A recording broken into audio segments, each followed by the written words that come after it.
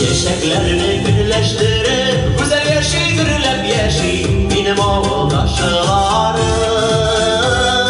Yar boyuna sızlıp yakıp şerilim sularım.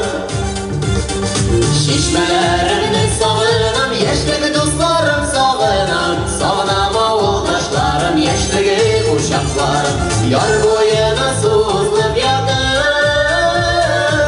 şerilim sularım. Şişmelerini savunam, yaşlı dostlarım savunam. Savunam oğuldaşlarım, yaşlı uşaklarım.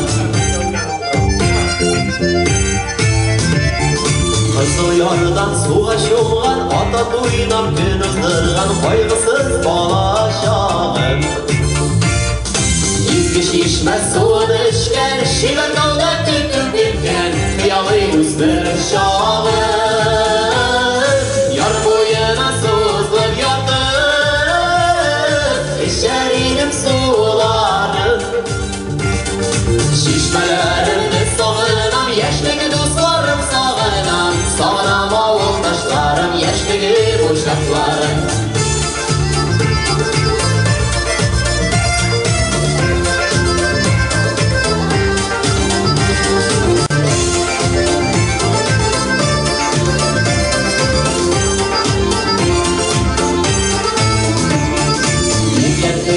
Işık çoktan istihırlaydım kırları, etlerin kolunları.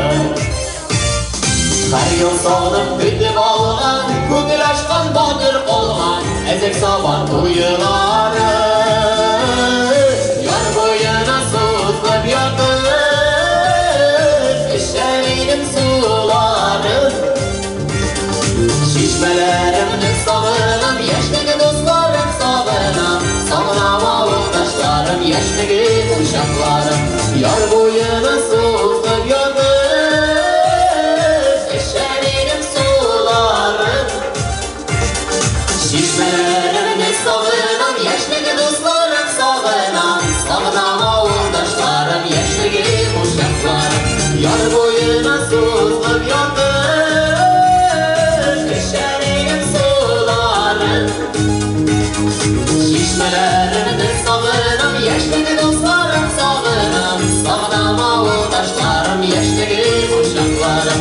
Şişmelerini savunam, yaşlı dostlarım savunam.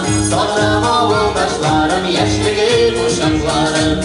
Savunam oğuldaşlarım, yaşlı uşaklarım. Tamam. Rozaniye Murtazina. Devam ederiz dostlar, indi biz.